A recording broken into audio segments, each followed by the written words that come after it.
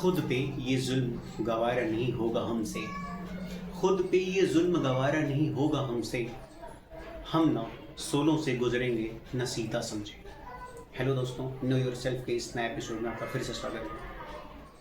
आप सभी को विमेंस डे की हार्दिक शुभकामनाएं। दोस्तों, कोई ना कोई डे हमेशा आता रहता है और मनाते रहते हैं हम।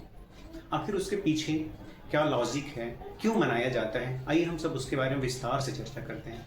आज विमेंस डे हम क्यों मना रहे हैं? दोस्तों, हम जानते हैं कि जब कोई सेक्शन बहुत पिछड़ा रह जाता है, उसको आगे लाने के लिए हम किसी दिन को चुन लेते हैं या हमेशा किसी इनिशिएटिव के माध्यम से उसके उत्थान के लिए कार्य करते हैं। आज का दिन महिलाओं के उत्थान की बात करने का दिन है। वैसे में तो हमेशा हमारे समाज में होती रहती है चर्चा, लेकिन ये भी जानना है वो पीछे क्यों रह गई। जबकि जैसे एक आदमी का डेवलपमेंट होता है, ठीक वैसे ही एक औरत का या लड़की का ही जन्म होता है। आदमी क्यों आगे चला गया और औरतें क्यों पीछे रह गई, हम सब उसकी चर्चा करते हैं। दोस्तों, हमारे संविधान को 75 साल हो गए लागू हुए, जिसमें वो अवसर की समता की बात करता है, सामाजिक, आर्थिक और राजनीतिक न्याय की बात करता है। लेकिन हमारे समाज में आज तक वो इक्वलिटी देखने को नहीं मिली। आप सभी समाज में देख रहे होंगे हमारे यहाँ का लिंगानुपात कितना गड़बड़ है। 144 करोड़ की देश की आबादी में हमारे देश में 106 पुरुष पे सिर्फ 100 महिलाएं हैं। ये समाज का पिछड़ापन दिखाता है। समाज की क्या स्थिति है, आखिर ये पिछड़ी क्यों? इनको, जैसा कि हमने पहले कहा, अवसर ना मिलना, इनको मनुष्य समझा ही नहीं जाता। साइमन दो बोवार ने अपनी कृति में बड़ी अच्छी लाइन लिखी हुई है कि पुरुष को मनुष्य के रूप में समझा जाता है और स्त्रियों को स्त्री के ही रूप में समझा जाता है। जब स्त्रियां पुरुष की तरह कार्य करने लगती हैं तो उनको पुरुष का नकलची बताया जाता है। तो हमारे समाज में सबसे पहले स्त्रियों को मनुष्य समझना पड़ेगा, तब जाकर के उनका उत्थान एक प्रगतिशील नज़रिए से और आगे बढ़ेगा। हमारी इंडिया की जीडीपी में 48% हमारी बहनें या माताएं हैं मिल करके, लेकिन उनका कंट्रीब्यूशन सिर्फ 18% है। ये कहीं ना कहीं इनइक्वालिटी को दर्शाता है और उनका जो कार्य है वो इंडिया के जीडीपी में काउंट नहीं होता। तो कोई ना कोई तो ऐसा पहलू आ ही जाएगा कि जब वो हमारे साथ नहीं चलेंगी, उनको लोग पीछे ही मान लेंगे, उनको मौका नहीं मिला। ऐसा नहीं है कि हमारी बहनें, हमारी माताएं कैपेबल नहीं है कुछ करने के लिए, लेकिन पुरुषवादी इस सोच में कि वो हमसे ऊपर ना निकल जाएं, वो हमसे ऊपर निकल जाएंगे तो हमें उनका सुनना पड़ेगा। आप समाज में देख ही रहे होंगे, कोई महिला कहीं आगे गई है अगर, तो उसका जो हस्बैंड होगा या उसके घर वाले होंगे बड़े तिरछे नज़रों से या कुछ ना कुछ उल्टी सीधी बातें कहते हैं समाज में। और समाज में आप सभी लोग देख ही रहे होंगे, कभी भी कोई बात संबोधित किया जाता है उसमें महिला को लपेटा जाता है, चाहे उनकी बहनों के नाम से, जैसे तेरी बहन, तेरी माँ करते हैं। और समाज में फूहड़ता का तो चरम स्तर आजकल विद्यमान है। आप सभी लोग अभी चर्चे में हैं, जो एक यूट्यूबर भाई साहब हैं। तो ऐसी चीज़ें जो स्टैंड अप कॉमेडियन, आज फूहड़ता का एकदम चरम स्तर चल रहा है। मतलब कुछ भी कहा जा रहा है, हमारी बहनें और हमारी माताओं को लेकर के ही कहा जा रहा है। किसी भी समाज में ये कुरीतियाँ हमारी फैमिली से ही शुरू होती हैं। हम अपनी, जब किसी समाज में लड़की पैदा होती है, हमारी फैमिली में ही पैदा होती है, तो हमारा जो है नज़र झुक जाता है, यार ये तो लड़की पैदा हो गई। हमें सबसे पहले इक्वलिटी अपनी फैमिली में लानी पड़ेगी, तब जाके हमारे समाज में इक्वलिटी आएगी। सबको इक्वल अपॉर्चुनिटी, इक्वल उनके साथ व्यवहार किया जाए, उनको पढ़ने का बराबर मौका मिले। और अगर वो पढ़ेंगी, अपने अधिकार के बारे में जानेंगी, तब जाके उनका उत्थान होगा। और इसमें सबसे बड़ा योगदान हमारी बहनों या माताओं का ही होगा, क्योंकि कोई भी सत्ता या जो भी पद मिलना है पुरुष आसानी से तो नहीं देगा, या कोई भी आसानी से नहीं देगा।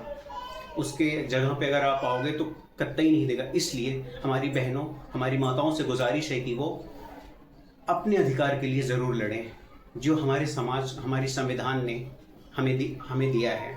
हम उसके साथ लड़ें और जहाँ तक संभव हो सके अपने अधिकार के बारे में जानें और कर्तव्यों के साथ और हमेशा नित अग्रसर होने की कोशिश करें और अपने अधिकार के लिए ज़रूर लड़ें। और बड़ी अच्छी लाइन रोज़ा लग्जमबर्ग ने कही कि जब स्त्रियां अपने कर्म का हिसाब मांगेंगी तो इतिहास की सबसे बड़ी चोरी पकड़ी जाएगी। ये हकीकत है, क्योंकि वो सदियों से करते चली आ रही है, लेकिन उनको वो स्थान नहीं मिल रहा है जो हमारे समाज में उनका स्थान होना चाहिए। चाहे वो प्रशासनिक कमियों की वजह से हो, चाहे वो शासनात्मक कमियों की वजह से हो। सरकारें नहीं चाहती हैं और घर के लोग ही नहीं चाहते। तो हमारी बहनों से गुजारिश है कि आप सभी मिल करके अपने उत्थान के लिए कार्य करिए। हम सब ज़रूर उसमें सपोर्ट देंगे, बट सबसे पहली अहम जिम्मेदारी आपकी होती है कि आप आइए। और जब किसी पुरुष का सत्ता या पद जाता है तो उसको बहुत ही खराब लगता है, जो आज वो उसकी लिगेसी चलती आ रही है सदियों से, नहीं पुरुष श्रेष्ठ है, पुरुष श्रेष्ठ है। और इसमें समाज के हमारे कुछ जो नॉर्म्स हैं वो भी आप सबको पीछे ले जाने में एक अहम भूमिका निभाते हैं, जिसको हम तथाकथित परंपरा कहते हैं। मैं छोटी सी बात कहूँ, किसी को बुरा भी लग सकता है। जैसे पीछे होने का कारण ये है कि शादियों में लड़कियों की ही विदाई क्यों होती है, लड़कों की भी तो होनी चाहिए। वो बेचारी जाएंगी दूसरे के घर में, दूसरे के घर में जाती हैं, उनको दोयम दर्जे का समझा जाता है, उनको पता नहीं एलियन टाइप का समझ लिया जाता है। ये तो सिर्फ करने के लिए आई है समाज में, इसको तो काम करना है, खाना बनाना है, चूल्हा चौका जो भी है, इस तरह की चीज़ें करनी है। तो हमें परिस्थितियों के अनुसार अपने लेवल को अचीव करना है। और सभी फैमिली से गुजारिश है कि अपने घर में जो भी बहनें हों, बेटियां हों, उनको आगे ले आने की बात करें। और आज तो हर जगह, हर फील्ड में हमारी बहनें, हमारी माताएं जो भी हैं वो बड़े स्तर पे काम कर रही हैं। हमारी प्रथम महिला जी जो हैं वो राष्ट्रपति, वो भी एक महिला ही हैं। और सुनीता विलियम्स, बछंती पाल जो भी रही, स्पोर्ट्स में आप देख लीजिए, चाहे वो मिताली राज हों, A to Z जो भी इन सब चीज़ें हैं, तो उन सब का भी एक स्थान आ रहा है। तो सबको साथ लेकर के, और जो ये वल्गैरिटी हमारे समाज में परोसी जा रही है, हमारा खुद का दायित्व है हम इससे बचें और इसको अपने जो हमारे समाज में हमारे खुद के हम जैसे भाई हैं उनको भी समझाएं कि अगर आप अपने को सही कर लेंगे तो हमारी बहनें अपने आप सुरक्षित हो जाएंगी। तो सबसे बड़ा दायित्व तो हमारा भी है, हम अपने स्तर से जितना हो सकता है ज़रूर करेंगे। और आप सबका ये दायित्व है कि आप सब अपने अधिकार के लिए ज़रूर लड़ें, क्योंकि कोई भी आपको थाली में परोस करके आपकी स्वतंत्रता नहीं देगा। तो आपको अपना लक्ष्य, अपने उत्थान के लिए खुद लड़ना पड़ेगा। जैसे कि छोटे छोटे प्रयास किए जा रहे हैं, लेकिन उसमें भी अपना ही हित निहित होता है। जैसे आज दिल्ली में CM साहिबा बनी, 1/3 आपको रिजर्वेशन मिल रहा है पार्लियामेंट में और इन सब विधानसभा में। तो ये सब मैं एक अच्छा वो मानूंगा कि सबको एक मौका मिल रहा है, उसमें पार्टिसिपेट करिए और बढ़ चढ़ करके आप सभी अपने अधिकार के लिए लड़िए। और यही गुजारिश थी आप सबसे। बात करके आप लोगों से बड़ा अच्छा लगा। फिर मिलेंगे किसी नए एपिसोड में, तब तक के लिए जय हिंद, जय संविधान। और अपने संविधान का सहारा लेते हुए आप सभी मिल करके आगे बढ़िए और भारत की इस इनइक्वालिटी को इक्वालिटी के रूप में बदलिए। जैसा कि VV नागरत्ना जी ने सेक्सुअल इक्वालिटी की बात करी, जेंडर जस्टिस की बात करी, तब जाके इसका सपना साकार होगा और हम सब मिल करके आगे बढ़ेंगे।